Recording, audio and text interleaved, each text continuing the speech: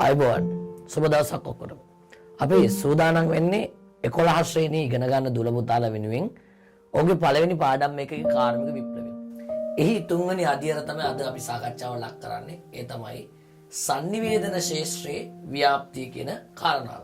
දුල පුතාලට මතක ඇති ප්‍රවාහන කටයුතු ගැන අපි කතා කළා.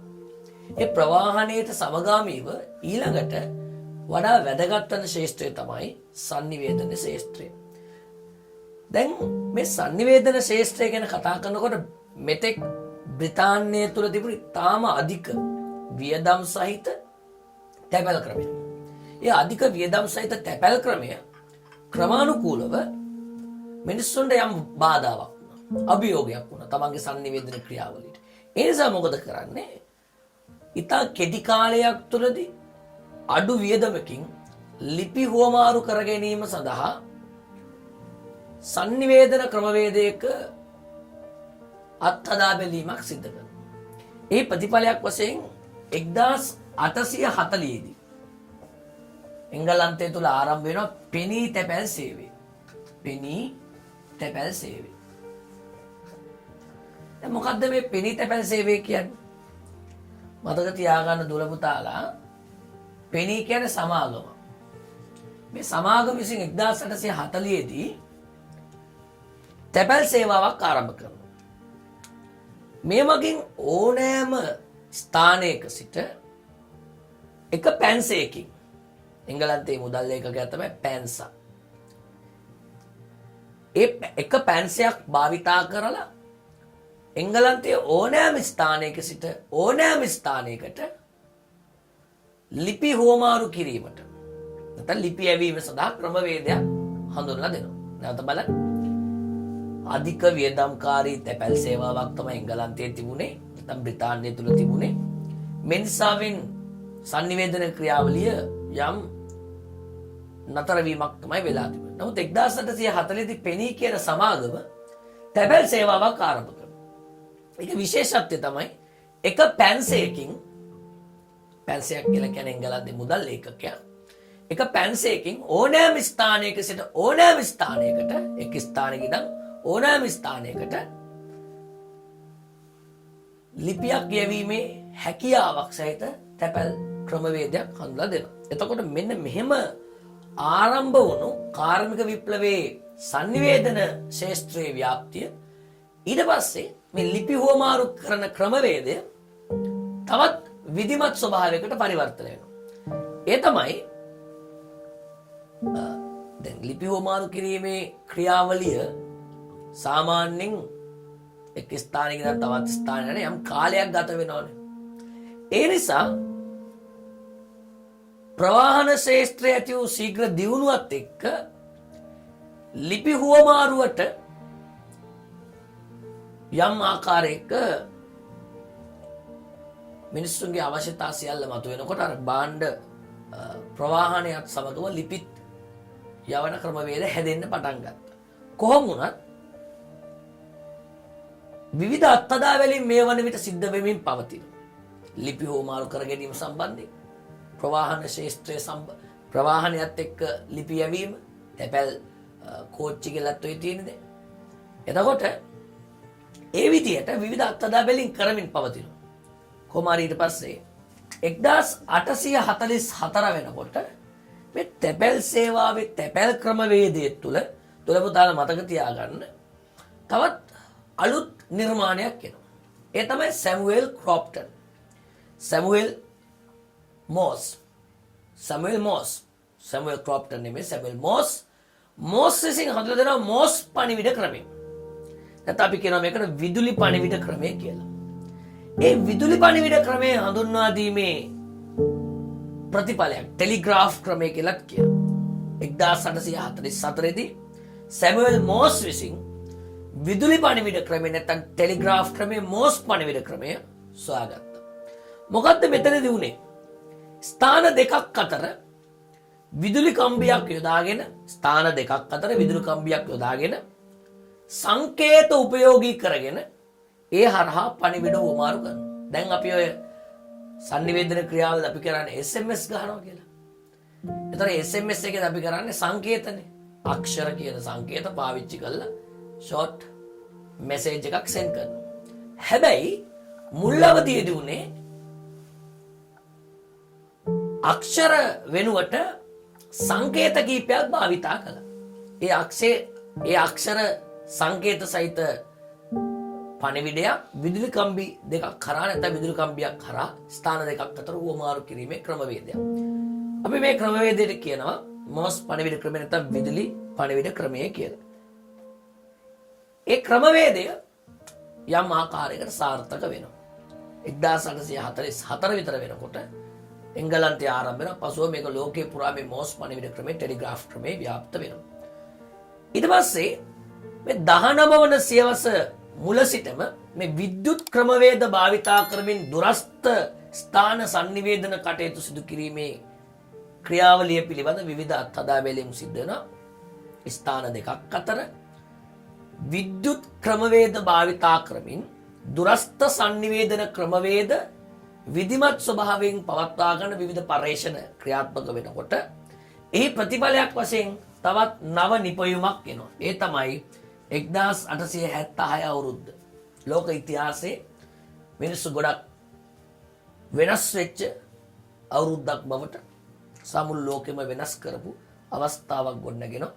ඒ තමයි 1876 දී පුළුල් sannivedana ක්‍රියාවලියට පාදක වන තුලපුතාලා මතක තියාගන්න දුරකථනය. ඇලෙක්සැන්ඩර් ග්‍රෑන් බෙල් විසින් දුරකථනය හොයාගන්න. දුරකථනය සොයා ගැනීම මේ ලෝක ඉතිහාසයේ මම කියන්නේ අලුත් මානයක් හදන. අතිශයින්ම විශාල ප්‍රමාණයෙන් යුත් දුරකථනය අද වෙනකොට අපි පාවිච්චි කරන පෑනක ඔරලෝසුවක අයිකන් එකක් බවට පත් වෙලා තියෙනවා. ලෝකේ මොනතරම් දියුණුද කිව්වොත් ලිඳක් වගේ තරම් ලොකු කාමරයක් වගේ තරම් ලොකු ටෙලිෆෝන් එකක් දුරකථනයක් අද ෆෝන් එකක එහෙම නැත්නම් අපි ඔය කියන්නේ ජංගම දුරකථනයක තියෙන අයිකන් නිර්මාණය කරලා තියෙනවා අත්ඔරලෝසු වල පෑන් වල. එතකොට වාහනවල ඒ තරම් දුරට මේ sannivedana ක්‍රියාවලිය තුළ විවිධ ඩිවයිස් ගොඩනගනවා. එතකොට දුවල පුතාලා මතක තියාගන්න 1876 වර්ෂයේදී දුරින් පිහිටි ස්ථාන දෙකක් අතර කේබල් කම්බි මගින් කටහඬින් අදහස් වමාරු කරගන්න කේබල් කම්බි මගින් ස්ථාන දෙකක් අතර කටහඬින් අදහස් වමාරු කරගන්න උපකරණයක් නිර්මාණය කරනවා.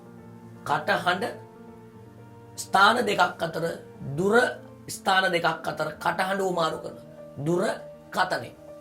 එතකොට මේ නිර්මාණය කරන්නේ grand bell Alexander grand bell විසින්. ඒ වගේම තමයි ඔබට අපේ මේ වැඩසටහන තුල එම නිර්මාණකරණය පිළිබඳව යම් දල අවබෝධයක් ලබා ගන්න පුළුවන් රූපරාම බලන්න පුළුවන් වීඩියෝ දර්ශන බලන්න පුළුවන්. ඒ වගේම තමයි 1895 අවුරුද්ද තවත් sannivedana ශාස්ත්‍රයේ ඉතා වැදගත් වර්ෂයක්. ගුග්ලි එල්බෝ මාකෝනි ගුවන් විදුලි තරංග මගින් පණිවිඩ යැවීමේ ක්‍රමය සොයාගත්තා. ඒ කියන්නේ ඔබ දන්නවා රේඩියෝ එක සොයා ගැනීම. ඊළඟට ජෝන් ලොගී බෙයාඩ් මොකද කරන්නේ? 1926-27 අතර කාලෙදී නිර්මාණය කරනවා අපේ ගෙවල් වල තියෙන්නේ ඌනියම් පෙට්ටිය කියලා සමහර අය කියන්නේ. රූපවාහිනී නේද?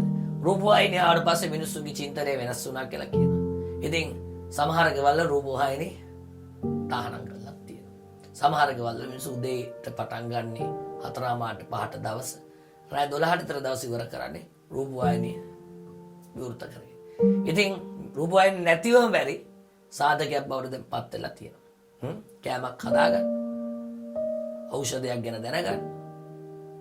ඊළඟට රසවින්දනයේ මේ හැම දෙයක්ම පිරිත්ති ගහන්න පවා රූපවාහිනිය අද භාවිතා කරනවා. ඉතින් හැම දෙයකටම නැතිවම බැරි දෙයක් බවට රූපවාහිනිය පත් වෙලා. ඉතින් මේ නිර්මාණය කිරීමේ ගෞරවය ජෝන් ලොගී බෙයාඩ්. ඊට පස්සේ චාල්ස් බැබේජ් පරිගණක යන්ත්‍රය. පසුව Facebook, WhatsApp, Viber, Imo මේ වගේ විවිධ ඩිවයිස් ලෝකෙට ඇවිල්ලා තියෙනවා sannivedana මුදුකාංග. මේවා හරහා මිනිස්සුන්ගේ sannivedana ක්‍රියාවලිය වෙනස් අතකට පරිණාමය වෙලා තිබෙනවා. sannivedanaya කියලා කියන්නේ නතර වෙන දෙයක් නෙමෙයි. නොනවතින දෙයක් නෙමෙයි. නොනවත්වාම ඉදිරියට අලුත් වෙමින් පරිණාමය වන ක්‍රියාවලියක් වශයෙන් අපිට sannivedana ශාස්ත්‍රය හා සම්බන්ධ නව නිපයුම් නම් කරන්න හඳුන්වන්න පුළුවන්. එතකොට දැන් මේ sannivedana ශාස්ත්‍රයේ උන්නතියට අතිශයින්ම රූපවාහිනිය, ගුවන් විදුලිය, දුරකථනය මේවා බලපානවනේ. එතකොට මෙහි ප්‍රතිඵල ලැබෙනවා මිනිස්සුන්ගේ එදිනෙදා අවශ්‍යතා සඳහා. මොනවද? එක පැත්තකින් වෙළඳාම සඳහා, වාණිජමය අවශ්‍යතා සඳහා, බැංකු මූල්‍ය ආයතනවල ක්‍රියාවලීන් සඳහා, අධ්‍යාපනිකමය උපාය උපක්‍රමයන් සිදු කිරීමට, දේශපාලනිකමය sannivedana ක්‍රියාවලියට, ආර්ථික, දේශපාලන, ආගමික, සමාජ සංස්කෘතික සෑම ශාස්ත්‍රයක් පුරාම විහිදී ගිය පරිවර්තනයක් ඇති වෙන්නට මේ sannivedanaye බලපාලා තිබෙනවා. අද වෙනකොට වර්තමානයේ අධ්‍යාපන ශාස්ත්‍රයට sannivedana ක්‍රියාවලිය අතිශයින්ම ප්‍රබල සම්දිස්ථානයක් බවට පත් වෙලා තියෙනවා කියන එක නොරහසක්. දොළ පුතාලට අපි ඊළඟට කතා කරන්නේ sannivedana ශාස්ත්‍රයේ ව්‍යාප්තියෙන් අනතුරුව කාර්මික විප්ලවයේ තවත් පැතිකඩක්. ඒ තමයි කුෂිකර්මාන්තයේ ව්‍යාප්තිය පිළිබඳව. දැන් දොළ පුතාලා මතක තියාගන්නට ඕනේ කාර්මික විප්ලවයට සමගාමීව කුෂිකාර්මික ශාස්ත්‍රය තුල විශාල වර්ධනයක් ඇති වෙනවා. මේ සඳහා බලපානවා හේතු සාධක කීපයක්. එයි කුෂිකර්මාන්තයේ කාර්මික විප්ලවයත් එක්ක දියුණු වෙන්නේ. එක පැත්තකින් අපිට පේන්නේ අර ඉඩම් කොටු කිරීමේ ව්‍යාපාරය නිසා ග්‍රාමීය වශයෙන් තිබුණු කුෂි ආර්ථික ක්‍රමය බිඳ වැටිලා ස්වයංපෝෂිත ආර්ථික ක්‍රමය බිඳ වැටෙන ස්වභාවයක්. හැබැයි එහෙම සිද්ධ වෙනවා වගේ පෙවුනට මිනිස්සු ජීවත් වෙන්න බෑ. ආහාර මතනේ සමස්තය තීරණය කරන්නේ. එතකොට මිනිස්සු මොකද කළේ මේ ආහාර නිෂ්පාදනය ආශ්‍රිත කුෂිකාර්මික ක්‍රියාවලින් වඩා විධිමත්ව පරිවර්තනය කරගන්න කුඩා ගොවිබිම් වලට විශාල පරිමාණයේ ගොවිබිම් වලට ගමන් කරනවා. ජනගහනය වැඩි වෙනකොට මහා පරිමාණ ගොවිබිම් ආරම්භ වෙනවා. ඒ කාර්මික විප්ලව සමයේදී කුෂිකර්මාන්තයේ දියුණු වෙන්නේ. එක කාරණාවක් තමයි මහා පරිමාණ ගොවිබිම් ආරම්භ වෙනවා. ඊළඟට ශස්‍යමාරු වගා ක්‍රමයන් පිළිබඳ මිනිස්සු අලුතින් යොමු වෙන්න පටන් ගත්තා. එක් කන්වලදී විවිධ වර්ගයේ භෝග වගා කරන භූමිය කොටස් වලට බෙදලා ඉවරලා ඒ භූමි වල විවිධ නිෂ්පාදන සිදු කරන්න, භූමියේ සාරවත්භාවයෙන් නිසරු නොවි ආරක්ෂා කරගන්න, කියන්නේ භූමිය නිසරු වීම වළක්ව ගන්න විවිධ ක්‍රමවේද භාවිතා ක්‍රම ශස්‍යමාරු වගා ක්‍රමයන් වලට පෙළඹුණා. ඒ වගේම තමයි සත්ත්ව පාලන කටයුතු ගැන දැඩි අවධානයක් යොමු කළා. සත්ත්ව අභිජනන ක්‍රියාවලීන් පිළිබඳ පර්යේෂණ කළා. ඒවා සාර්ථක වුණා. ඒ වගේම තමයි අලුතින් නව කුෂි උපකරණ බිහි කළා. දොළ පුතාලා දන්නවා දෑකැත් තරම් ගොයන් කපපු යුගයක් තිබුණා. හරක් දාලා මී හරක් දාලා ගොයන් පාගවු යුගයක් තිබුණා. දැන් මොකද කරන්නේ? සුනාමි, භූතය, මේ වගේ විවිධ නම් වලින් ගම්වල මිනිස්සු හඳුන්වන කුෂි උපකරණ තියෙනවා. මොකද කරන්නේ? ඒ මැෂින් ටික දාලා ගොයන් කපනවා. ගොයන් කපනකොට වී ටික එක පැත්තකට, පිදුරු ටික එළියට. ඉස්සර නම් ගිරව් පරයු ඇවිල්ලා එළිය බලන් ඉන්නවා. ඉතුරු වෙන වී ටික හිඳගෙන කන්න. දැන් පෙත්තටත්, මයිනටත්, ගිරවටත් කාටක්වත් දැන් වී ඉතිරි වෙන්නේ නැති මට්ටමකට කුෂිකාර්මික ශාස්ත්‍රයේ නවනිපෙවුම් නිසා ලොකු වෙනසක් වෙලා තිබෙනවා. ඉතින් දොළ පුතාලා තේරුම් ගන්න පුළුවන් තරම් කුෂිකර්මාන්තේ කොයිතරම් දියුණු වුණාද කිව්වොත් අද යන්ත්‍රානුසාරයෙන් තමයි පැල හිටවන්නේ, පොහොර දාන්නේ. ඒ වගේම විවිධ රෝගකාරකයන් හඳුනාගන්නේ. ඊළඟ කාරණාව තමයි අස්වනු නෙලන්නේ. ඒ සියලු ක්‍රියාවලින්ට යන්ත්‍ර සූත්‍ර සහ අද ලෝකයේ තියෙන දියුණුම තාක්ෂණික ක්‍රමවේද භාවිතා කරනවා. එතකොට මහා පරිමාණ වගාබිම් ආරම්භ වෙනවා. ඊට සාපේක්ෂව ශස්‍යමාරු වගා ක්‍රමයට යොමු වෙනවා. ඒ වගේම තමයි කුෂිකාර්මික ශාස්ත්‍රය සම්බන්ධයෙන් ඉතාම වැදගත් වූ කාරණාවක් තමයි මතක තියාගන්න සත්ත්ව පාලන කටයුතු නව තාක්ෂණය යොදාගත්ත. සත්ත්ව පාලන නව තාක්ෂණය යොදාගත්ත. ඒ වගේම තමයි නව කෘෂි උපකරණ බිහි වෙන්න පටන් ගත්තා. දැන් කාර්මිකකරණයත් සමග විශාල ලෙස කර්මාන්ත ශාලා ආරම්භ වීම හේතු කොටගෙන ජනතාව විශාල වශයෙන් නගර කරා ගමන් කරනවා. ඒ නිසා ඉඩකඩම් වල වගා කරන්න මිනිස්සුන්ට කාලයක් තිබුණේ නැහැ. ඒ නිසා ගම්බද ඉතිරි වෙලා තිබිච්ච සුළු පරිමාණ ඉඩකඩම් විවිධ හේතු මත ගොවිතැන් කිරීම අතහැරලා දාන තත්යකට පරිණාමය වෙනවා. මේ නිසාවෙන් ව්‍යාපාරික ප්‍රජාව යම් ආර්ථික වත්කමක් තියෙන උදවිය මොකද කරන්නේ? අර කුඩා ගොවිබින් එකතු කරලා විශාල ප්‍රමාණයේ ගොවිබින් නිර්මාණය කරනවා. එවැනි ගොවිබින් සකස් කිරීමේ ක්‍රියාවලිය ඉඩම් කොටු කිරීමේ ව්‍යාපාරයට අයත් එක් අවස්ථාවක්. මේ ප්‍රතිඵලයක් තමයි කෘෂිකර්මාන්තය සඳහා අවශ්‍ය කරන විශාල ශ්‍රම වෙළඳපොළක් වන විශාල ගොවිබින් වලට. නමුත් ඒ ක්‍රමවේදය පාලනය කරගත්තා යන්ත්‍ර සූත්‍ර නිෂ්පාදනය කරලා කාර්මික නිපැයුම් හරහා මිනිස් ශ්‍රමය යොදාගෙන කරන කර්මාන්ත මිනිස් ශ්‍රමය යොදාගෙන කරන ක්‍රියාවලින් මොකද කළේ? යන්ත්‍ර සූත්‍ර භාවිතාවෙන් කරන්න පටන් ගත්තා. දෑතේ ශ්‍රමයේ වෙනුවට යන්ත්‍ර සූත්‍ර භාවිතා කළා කෘෂිකර්මාන්තය සඳහා මිනිසුන් නිරත වුණා, යොමු වුණා.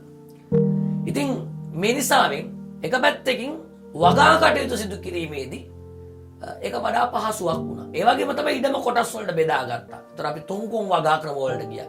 ඉඩම කොටස් තුනකට බෙදලා එක කොටසක පස සරු කරන භෝගයක් හිටවනවා, එක කොටසක ප්‍රධාන භෝගයක් හිටවනවා, තව කොටසක කිසිම භෝගයක් හිටවන්නේ නැතුව කැලෑ වෙන්න හරිනවා, පුරන් වෙන්න හරිනවා. පුරන් වෙන්න අරපු කොටස ඊළඟ පාර පස සරු කරන භෝගයක් හිටවනවා, පස සරු වෙන භෝගයක් හිටවපු කොටසේ ප්‍රධාන භෝගයක් හිටවනවා, ප්‍රධාන භෝගේ හිටවපු කොටස පුරන් වෙන්න හරිනවා. මේ විදිහට වගා කරන භූමිය කොටස් වලට බෙදාගෙන ශස්‍ය මාරු ක්‍රමයට අනුව වගා කරන්න පෙළඹීම නිසා මොකද උනේ? ඒ තුන්කොන් වගා ක්‍රම වලට යාම නිසා මොකද? පසේ සාරවත්භාවය ආරක්ෂා කරගන්න පුළුවන් වෙනවා. ඒවා ඊට උපක්‍රමශීලීව මිනිස්සු කරපු දේවල්. ඒ වගේම තමයි ජෝන් රොටල් කියන කෘෂිකාර්මික නිපැයුම්කරුවා. ඔහු අශ්වයන් බඳින ලද නගුල් වලින් පේලියට ඇට වැපිරීමේ ක්‍රමවේදය හඳුන්ලා දෙනවා. ජෙන් රොටල් රොටරි වැපරීමේ ක්‍රමය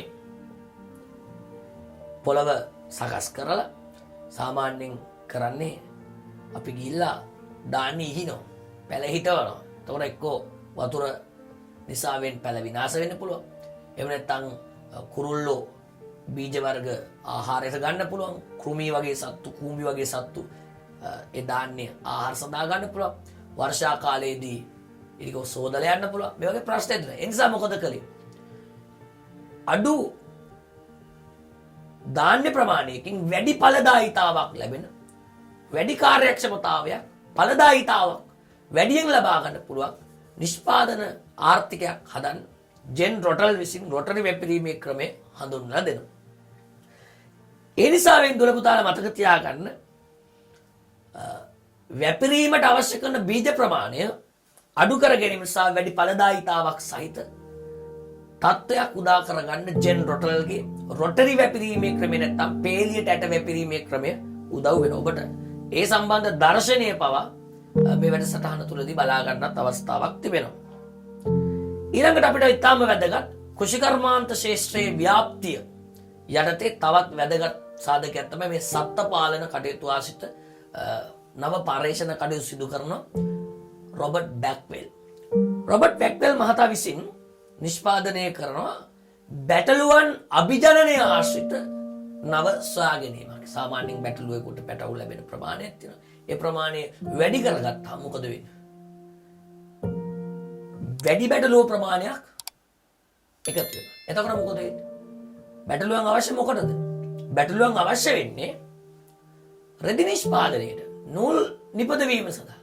එතකොට ඒ ලොම් ලබා ගන්න. ලොම් වලින් ලොම් රෙදි ඒ වගේම නූල් සකස් කර ගන්නට. ඒ ක්‍රියාවලිය විධිමත් කරන්න නම් දොළපතාල මතක තියාගන්න බැටළුවන් අභිජනනය ඉතාම වැදගත් සංසිද්ධියක් වුණා. ඉතින් රොබර්ට් බැක්වෙල් විසින් බැටළුවන් ආශ්‍රිත අභිජනන ක්‍රියාවලිය පුරුදු කිරීමට කටයුතු කරනවා. ඒ වගේම තමයි දැන් කාර්මික විප්ලවයත් එක්ක කාර්යක්ෂම උපකරණ බිහි වෙනවා. කෘෂි ක්ෂේත්‍රයේ විශාල පෙරලියක් ඇති කරන සිද්ධියක් තමයි දැන් කෘෂි කර්මාන්තයට අවශ්‍ය කරනවා විශාල යන්ත්‍ර සූත්‍ර ප්‍රමාණය මහා පරිමාණයෙන් කරන්නේ. එතකොට කැලෑලි පෙහෙලි කරන්න ඕනේ, බිම් සකස් කරන්නට ඕනේ. බීජ වර්ග නිෂ්පාදනය බීජ වර්ග ගබඩා කරගන්න ඒ වගේම බීජ වර්ග වගා කරලා ඒ ආශ්‍රිත ක්‍රියාවලින් පරේෂණ කටයුතු ඊට පස්සේ ඒවා ගබඩා කරන්න යම් ආකාරයක ස්ථාන යන්ත්‍ර සූත්‍ර අවශ්‍ය වෙනවා. ඒතර මේ ක්‍රියාවලින් වල සියල්ලේම ප්‍රතිඵලය තමයි දුවල පුතාලා මතක තියාගන්න. ඒ සඳහා නව යන්ත්‍ර සූත්‍ර මෙවලම් ආදී නිපදවන්නට සිද්ධ වෙනවා. ඉතින් මෙහි ප්‍රතිඵලයක් වශයෙන් අලුතින් පොහොර වර්ග හඳුන්වා දීම ඉතාම වැදගත් කාරණාවක්. ක්‍රිස්තුවර්ෂ 1800 දී පමණ තමයි පළවෙනි වතාවට ගුවානෝ කියන නමින් මුලින්ම පොහොර වර්ගයක් හඳුන්වා දීලා තියෙන්නේ වගා කටයුතු වඩාත් ඵලදායී මට්ටමට ගන්න. දකුණු අප්‍රිකානු ප්‍රදේශවල තමයි මුලින්ම ගුවානෝ කියන පොහොර භාවිතා කරන්නේ. ඊට පස්සේ ඇමරිකාව වගේ රටවල් මැදිහත් වීමෙන් මේ පොහොර නිෂ්පාදන වෙළඳපොළ වෙනස් අතකට ගමන් කරනවා. අද මුළු ලෝකෙටම පොහොර සපයන රටවල් අතර ප්‍රමුඛතාවයේ තියෙන ඇමරිකාවට. ඉතින් ඇමරිකාව ලෝක ආර්ථිකයේ ප්‍රමුඛයා බලවතෙක් බවට පත් වෙලා ඉන්නවා. ඉතින් මේ සියලුම ශ්‍රේෂ්ඨ හරහා පැහැදිලි වෙන්නේ අලුතෙන් පොහොර වර්ග එනවා, යන්ත්‍ර සූත්‍ර එනවා, අලුත් වගාබිම් වගාක්‍රම මේ සියලු දේවල් හරහා කෘෂිකර්මාන්ත ශ්‍රේෂ්ඨය තුළ විශාල පරිවර්තනයක් සිද්ධ වුණා. ඒ කාරණා ටික තමයි අපි සාකච්ඡා කළේ. අපි ඔබට අද දිනේදී සාකච්ඡා කළේ sannivedana ශේෂ්ත්‍රය සහ කෘෂිකර්මාන්ත ශේෂ්ත්‍රය පිළිබඳ. ඔබට මේ පාඩම හා සම්බන්ධ වැදගත් වීඩියෝ දර්ශන ගණනාවක් තිබෙනවා. ඒ සියල්ල නරඹලා අවබෝධ කරගෙන ඔබට පුළුවන් මේ පාඩමේ හරය වඩා තීව්‍ර කරගන්න. එසේනම් අපි නැවත දිනයක හමු වෙමු. මේ පාඩමේ ඉතිරි ඒකකයන් සමග විශේෂයෙන්ම කාර්මික විප්ලවය වෙනත් රටවල් කරා ව්‍යාප්ත වීම සහ කාර්මික විප්ලවයේ ප්‍රතිඵලයන් මොනවද කියන සාකච්ඡාව සමගින් එතෙක් ඔබට සුව විරාමයක්. ආයුබෝවන්.